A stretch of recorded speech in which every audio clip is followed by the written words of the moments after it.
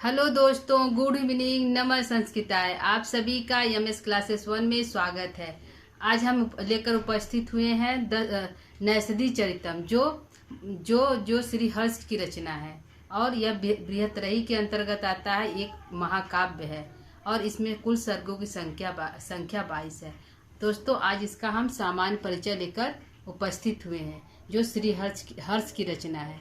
ठीक है, तो आज इसका हम सामान्य परिचय पढ़ते हैं, जो परीक्षा दृष्टि से उपयोगी है और जो झारखंड पीजीटी के सिलेबस में जो लगा हुआ है दोस्तों, और हमारे जो टीजीटी और पीजीटी यूपी का है उसमें भी यह सामान्य परिचय में पूछ सकता है। तो दोस्तों, यह परीक्षा दृष्टि से हम सभी जो संस्कृत पढ़ने वाले हैं सभी के लिए उपयोगी है। तो आइए हम स्टार्ट करते हैं सामान्य परिचय नैषधि चरितम का और उनके लेखक जो है श्री हर्ष का। ठीक है, सबसे पहले हम जो लेखक है उनका परिचय पढ़ेंगे, उसके बाद जो रचनाएं हैं नैषधि चरितम उसका सामान्य परिचय पढ़ेंगे। ठीक है, आइए स्टार्ट करते हैं नैषधि चरितम का सामान्य परिचय। आज हम इसका नाम जो है नैषधि चरितम के लेखक कौन है, तो लेखक कौन है दोस्तों, तो श्री हर्ष है। कौन है? श्री हर्ष है। लेखक कौन है? तो श्री हर्ष है। कौन है दोस्तों? श्री हर्ष है। लेखक कौन है? श्री हर्ष है। नैषधि चरितम के लेखक कौन है दोस्तों, तो श्री हर्ष है। दूसरा देखते हैं उनके पिता का क्या नाम है। जो श्री हर्ष है उनके पिता का क्या नाम है, तो श्री हीर नाम है। क्या है दोस्तों? श्री हीर नाम है। श्री हर्ष और श्री हीर दोनों दोस्तों हर्ष है, तो आप इसको देख सकते हैं कि श्री हीर हसे भी है। तो श्री हीर और श्री हर्ष, पुत्र का नाम हर्ष और पिता का नाम श्री हीर। और माता क्या नाम है, तो माता का नाम दोस्तों मामल्य देवी है। क्या है? मामल्य देवी है। क्या है दोस्तों? मामल्य देवी है। माता का नाम, श्री हर्ष की माता का नाम मामल्य देवी है। इनका समय क्या है? इनका जब जन्म हुआ था, इनका जन्म समय क्या है, तो 12वीं शताब्दी के मध्य से लेकर 12वीं शताब्दी के उत्तरार्ध तक माना जाता है। क्या माना जाता है? 12वीं शताब्दी के मध्य से 12वीं शताब्दी के मध्य से 12वीं शताब्दी के उत्तरार्ध तक, उत्तरार्ध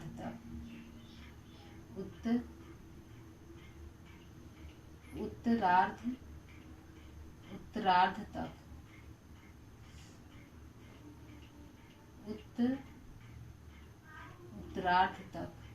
ठीक है, 12वीं शताब्दी के मध्य से 12वीं शताब्दी के उत्तरार्ध तक इनका जो है समय माना जाता है। इनका समय जो श्री हर्ष का, इनका नाम है श्री हर्ष। नैषधि चरितम के लेखक श्री हर्ष हैं। इनके पिता का नाम श्री हीर है, माता का नाम मामल्य देवी है। और इनका समय जो है 12वीं शताब्दी के मध्य से 12वीं शताब्दी के उत्तरार्ध तक माना जाता है। यह किसके आश्रयदाता थे? श्री हर्ष जो है किस कवि के आश्रयदाता थे? तो आश्रयदाता किसके थे? तो यह थे जयचंद्र के आश्रयदाता थे। जयचंद्र के इसके थे, जयचंद्र के आश्रयदाता थे। इनकी उपाधि क्या है? इनको कौन कौन सी उपाधि मिली है? तो दोस्तों, मुख्य रूप से इनको 2 उपाधि प्राप्त है। इनको मुख्य रूप से 2 उपाधि प्राप्त है। कौन कौन सा है? तो इनका नव भारतीय है, एक कवि पंडित है। क्या है? एक नव भारती है और एक कवि पंडित है। 2 उपाधि है। उपाधि 2 है। एक है नव भारती। क्या है? नव भारती। और दूसरा हमारा है कवि पंडित। दूसरा क्या है? कवि पंडित इनको कहकर संबोधित किया जाता है। कवि पंडित इनका एक नाम है, एक उपाधि नव भारती नाम से संबोधित किया जाता है और दूसरा है कवि पंडित नाम से कहा जाता है। यह किसके उपासक थे? किस देवता के उपासक थे? तो यह शिव के भी उपासक थे, विष्णु के और सरस्वती, तीनों देवताओं के उपासक थे। तो कौन थे? शिव थे, विष्णु और शिव के उपासक थे, विष्णु के भी उपासक थे और सरस्वती के भी उपासक थे। विष्णु के भी उपासक थे और सरस्वती के भी उपासक थे। तो यह तीनों देवी देवताओं के उपासक थे। कौन? श्री हर्ष। अगला है इनका प्रिय छंद क्या है। तो इनका प्रिय छंद दोस्तों उपजाति है। क्या है इनका प्रिय छंद? इनका प्रिय छंद है उपजाति। क्या इनका प्रिय छंद है? उपजाति। इनका प्रिय छंद है उपजाति। अगला हमारा है इनके, यह तो थे जयचंद्र के जो हर्ष है और जयचंद्र के आश्रित थे। तो इनके पिता हिर किस कवि के आश्रित थे? यह भी किस कवि के आश्रित थे? तो यह काशी के एक राजा थे, जो गढ़वाल वंश के थे, जो विजय चंद्र नाम था। क्या नाम था? विजय चंद्र नाम था, गढ़वाल वंश के थे। तो उनके आश्रय दाता थे। काशी के किसके थे? काशी के, जो बनारस हमारा है दोस्तों, बनारस के, काशी के गढ़वाल वंश के राजा विजय चंद्र के आश्रयदाता थे। किसके थे? विजय चंद्र के आश्रयदाता थे। कौन? इनके पिता श्री हीर जो है विजय चंद्र के आश्रयदाता थे। अगला हम प्रश्न देखते हैं, जन्म स्थान इनका क्या है? यह इनका जन्म कहाँ पे हुआ था? तो इनका जन्म स्थान कहाँ पे हुआ था? तो कुछ लोग इनको कन्नौज कहते हैं। कई लोगों को मानता है, कोई कन्नौज कहता है, कोई कहता नहीं है बनारस के रहने वाले थे, और कोई कहता है नहीं है कान्यकुंज के रहने वाले थे। कहाँ के रहने वाले थे? कान्यकुंज के रहने वाले थे। तो इनका जन्म स्थान निश्चित रूप से सही नहीं बताया गया है दोस्तों। तो इनको कन्नौज का भी कहा जाता है। कहाँ? कन्नौज का भी कहा जाता है, वाराणसी का भी लोग मानते हैं, और हमारे कानकुंज के भी मानते हैं कि यह कानकुंज जो जयचंद्र जो राजा थे, कानकुंज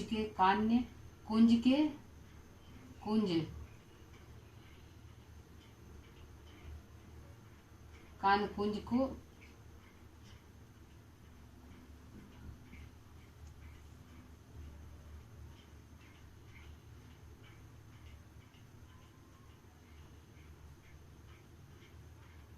कानकुंज का माना जाता है। तो जो जयचंद्र राजा थे वह कानकुंज के रहने वाले थे, कानकुंज के आश्रयदाता थे। कौन? श्रीहर्ष। इसलिए इनको कानकुंज का भी माना जाता है। और इनके पिता जो थे गढ़वाल विजय चंद्र के आश्रयदाता थे, इसलिए इनको बनारस का भी माना जाता है कि इनका जन्म स्थान बनारस हुआ है।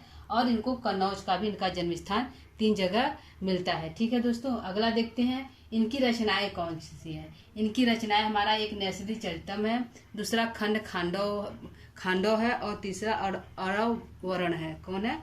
अरव नैषधि चरितम है। एक हमारा है नैषधि चरितम, नैषधि चरितम है। एक हमारा नैषधि चरितम है, दूसरा हमारा खंड खांडव,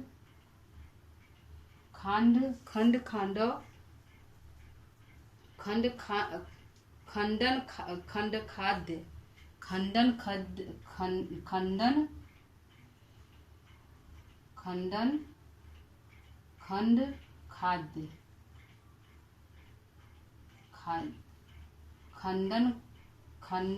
खंड खाद्य। इनका है तीसरा अरड़व वरण है। तीसरा है अरड़व वरण है तीसरा। तो इनकी जो 3 रचनाएं हैं मुख्य रूप से इम्पॉर्टेंट है। खांडम दोस्तों पूछा जाता है, और नैषधि चरितम तो महाकाव्य है ही। अगला है इनकी शैली क्या है, इनका गुण क्या है, इनकी शैली क्या है। तो इनकी शैली वैदर्भी है, प्रसाद गुण है। कौन सा है? इनकी शैली जो है वैदर्भी है। इनकी शैली वैदर्भी है, और जो गुण है, यह गुण जो उनका है प्रसाद और माधुर गुण है। प्रसाद, माधुर और ओज गुण है। माधुर भी है और ओज भी है। यह इनके ग्रंथ में तीनों जो है गुण पाए जाते हैं। प्रसाद, माधुर भी और ओज गुण भी, तीनों गुण जो है इनके जो रचनाएं हैं इनके पाए जाते हैं। ठीक है, एक बार इसको हम फिर से देख लेते हैं दोस्तों। इनका नाम था, जो नैषधि चरितम के लेखक थे, इनका नाम था श्री हर्ष। पिता का नाम श्री हीर, माता का नाम मामल्य देवी। समय इनका 12वीं शताब्दी के मध्य से 12वीं शताब्दी के उत्तरार्ध तक। आश्रयदाता किसके थे? तो जयचंद्र के आश्रयदाता थे। इनको 2 उपाधि प्राप्त थी, नव भारती और कवि पंडित। यह शिव और विष्णु और सरस्वती के उपासक थे। यह इनकी जो प्रिय छंद था, इनको उपजाति पसंद था। उपजाति में ही इन्होंने रचनाएं की है। और पिता के आश्रयदाता, जो इनके पिता थे वो किसके आश्रयदाता थे, तो काशी के गढ़वाल वंश के राजा विजय चंद्र के आश्रयदाता थे। इनका जो जन्म स्थान है कन्नौज, वाराणसी और कानकुज तीनों स्थान पर माना जाता है। और इनकी जो प्रिय रचनाएं हैं तो नैसदी चरितम जो एक महाकाव्य है, खंड खाद्य है और अरड़व वर्ण है। अगला हमारा इनकी शैली क्या है, इनकी शैली वैदर्भी शैली और प्रसाद माधुर ओजगुर में इनकी रचनाएं हुई है। और देखते हैं दोस्तों नैसदी चरितम का परिचय, जो रचनाएं उसका परिचय देखते हैं। तो लेखक कौन है, तो लेखक हमारे हैं श्री हर्ष। कौन है, श्री हर्ष है लेखक हमारे, श्री हर्ष है। और इनकी काव्य विधा क्या है, जो नैसदी चरितम वो किस काव्य विधा की है, तो महाकाव्य है। क्या है दोस्तों, महाकाव्य है। महाकाव्य है, जो काव्य विधा क्या है, तो महाकाव्य है। सर्ग इसमें कितने, नैसदी चरितम में कितने सर्ग है दोस्तों, तो 22 सर्ग का ही है। कितना है, 22 सर्ग है। कितना है, 22 सर्गों में यह निबद्ध है महाकाव्य। इसके जो नायक कौन है, तो नायक नल है और नायिका दमयंती है। नायक कौन है, नल है और नायिका कौन है, दमयंती है। दमयंती है, नायिका दमयंती है और नायक जो है नल है। नायिका दमयंती और नायक नल है। दमयंती और नायक किस कोटि का, नायक जो किस कोटि का है, तो धीर प्रशांत कोटि का है। क्या है, धीर, सॉरी दोस्तों, धीर नायक जो है धीरोदात्त कोटि का है। नायक क्या है, धीरोदात्त कोटि का नायक है। जो नायक है धीरोदात्त कोटि का हमारा नायक है। प्रतिनायक कौन है, तो प्रतिनायक के रूप में हमारे दोस्तों 4 हैं। इंद्र के साथ जो है इंद्र है, यम है, अग्नि है और वरुण है। तो प्रतिनायक के रूप में जो 4 हमारे पाए गए कौन कौन से हैं, प्रतिनायक के रूप में 4 हैं। 4 हैं, कौन कौन से हैं, 4 हैं। कौन कौन से हैं दोस्तों,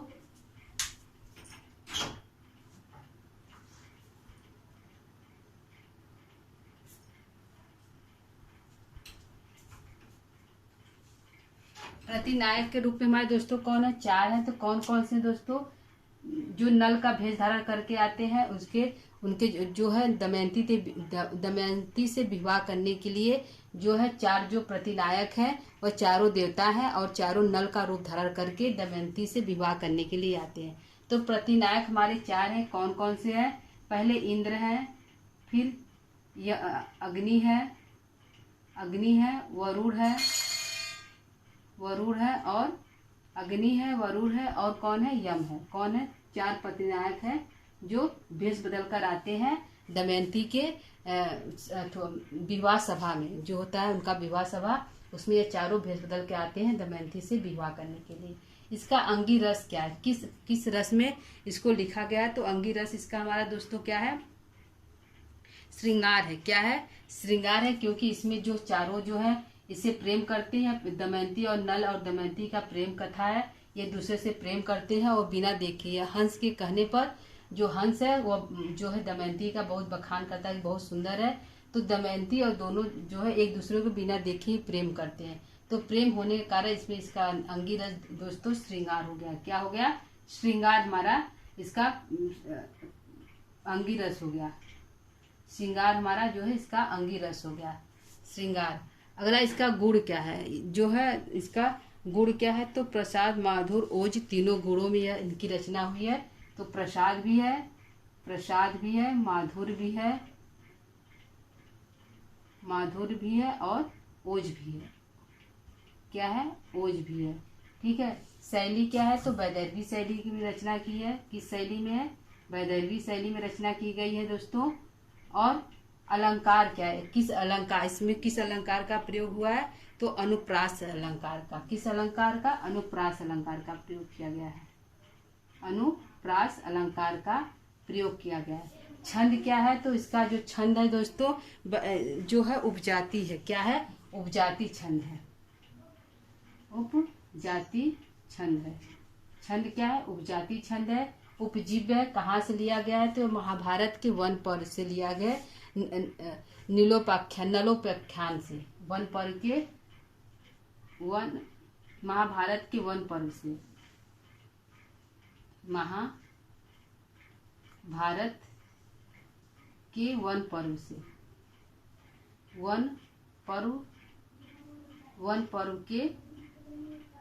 वन पर्व के नीलोपाख्यान से, किसके, नलोपाख्यान से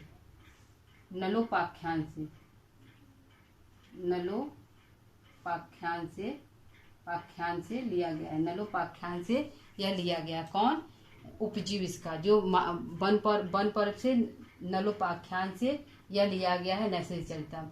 इसमें कुल श्लोक की संख्या कितना है, जो नैषधि चरितम है उसमें 22 सर्ग है, तो श्लोक की संख्या कितनी है दोस्तों, तो श्लोक की संख्या हमारा 2804 है। कितना है, 2804 हमारा कुल श्लोक की संख्या कितना है, 2804। और यह जो है नैषधि चरितम हमारा बृहत्रयी के अंतर्गत आता है। 3 त्रयी है, बृहत्रयी के अंतर्गत 3 महाकाव्य आता है, किरातार्जुनीयम, शिशुपाल वधम और नैषधि चरितम। किरातार्जुनीयम में वीर जो है वंशज छंद है, तीनों में जो बृहत्रयी है वंशज छंद का प्रयोग किया गया है, और जो है मंगलाचरण जो है वस्तु निर्देशात्मक तीनों जो महाकाव्य है उसमें है। ठीक है दोस्तों, तो बृहत्रयी के अंतर्गत ये हमारा नैषधि चरितम आता है। कौन आता है, नैषधि चरितम आता है।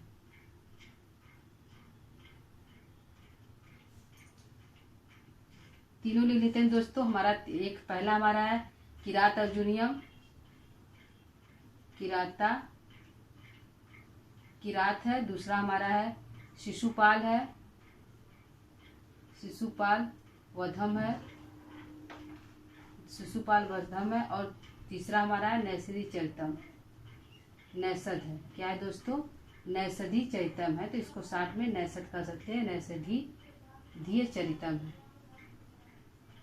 है। किरात है, किरातार्जुनीयम है, शिशुपाल वधम है और नैषधि चरितम है।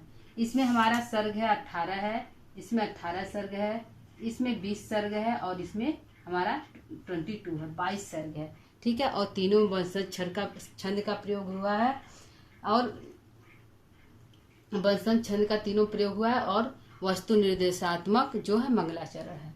ठीक है, यह दोस्तों हमारा सामान्य परिचय हो गया। आइए थोड़ा सा हम इसके पात्रों को देख लेते हैं कि इसमें पात्र कौन कौन से हैं। एक बार इसको हम फिर से पढ़ लेते हैं। नैषधि चरितम के लेखक श्री हर्ष हैं। इसकी काव्य विधा महाकाव्य है। सर्ग 22 है। नल नायक है, नायिका दमयंती है, और प्रतिनायक के रूप में इंद्र, अग्नि, वरुण और यम है। अंगी रस में श्रृंगार है, गुड़ प्रसाद, माधुर और गुड़ है। शैली हमारी वैदर्भी है। अलंकार अनुप्रास अलंकार का प्रयोग किया गया है। छंद उपजाति है। महाभारत के वन पर्व से नलोपाख्यान से इसको लिया गया है नैषधि चरितम का, इसका उपजीव है। इसमें कुल श्लोक संख्या 2804 है, और यह बृहत्रयी के अंतर्गत आता है। ठीक है दोस्तों, किसके अंतर्गत आता है, बृहत्रयी के अंतर्गत आता है। आइए इसका थोड़ा सा पात्र परिचय देख लेते हैं। इसका जो कि नल कहाँ का राजा है और दमयंती कहाँ की रानी है, तो इसका थोड़ा सा पात्र परिचय देख लेते हैं।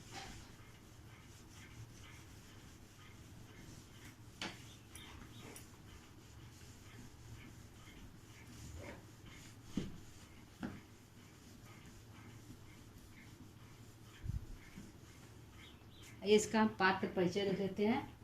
पात्र परिचय,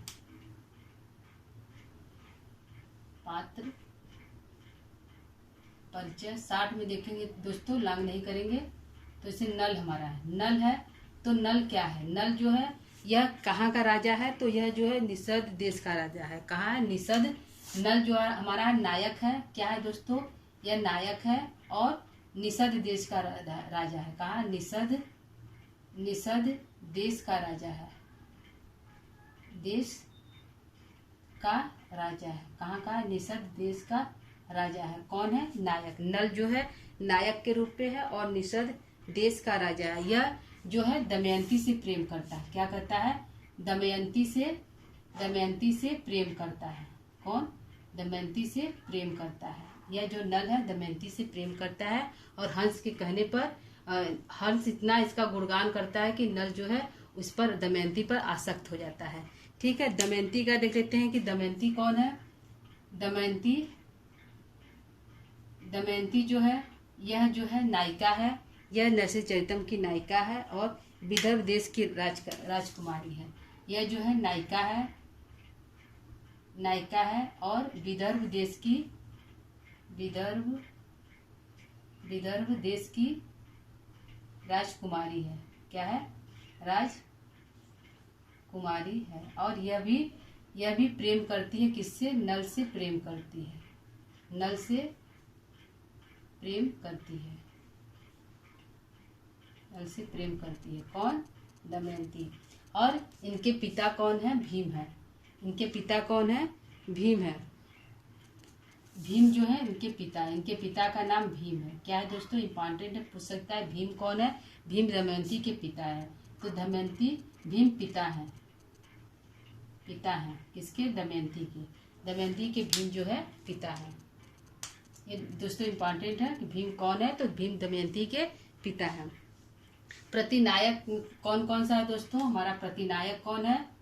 प्रतिनायक है। तो प्रतिनायक के रूप में हमारे 4 हैं दोस्तों, जो दमयंती से विवाह करना चाहते हैं। चारों देव हैं। चारों 4 देवता हैं।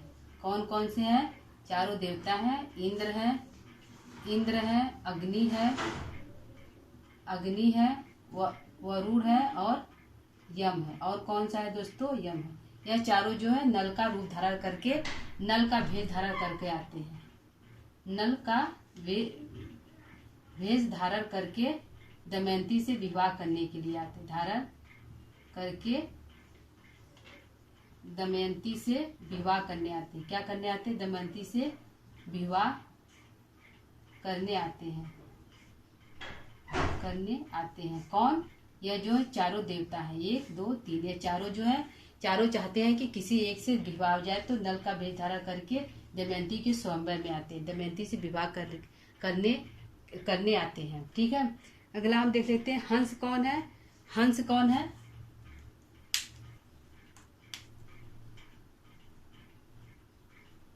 हंस हमारे हैं, तो हंस यह संदेश वाहक है। यह कौन है? संदेश वाहक है। तो किसका संदेश वाहक है? यह नल दमयंती का संदेश वाहक है। नल और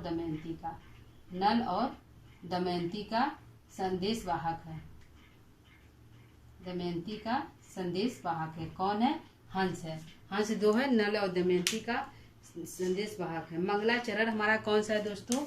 मंगलाचरण देख लेते हैं। हमारा मंगलाचरण हमारा है निषिद्ध,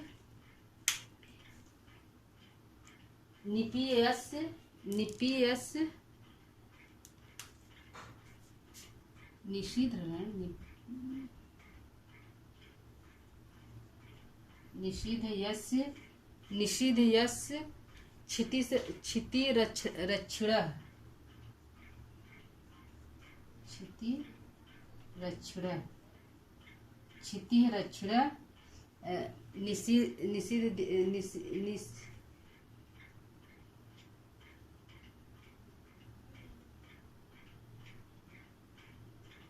निधि कथा। यह मंगलाचरण हमारा दोस्तों कहाँ का है? तो यह मंगलाचरण हमारा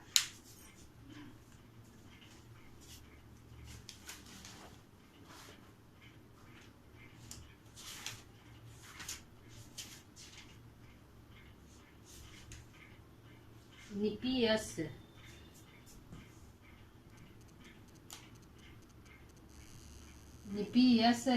क्षितिज रक्षण।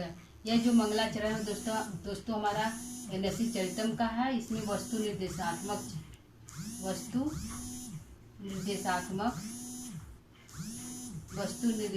मंगलाचरण है और वंशस्थ छंद का प्रयोग किया गया है। किसका किया गया है? वंशस्थ छंद का प्रयोग किया गया है।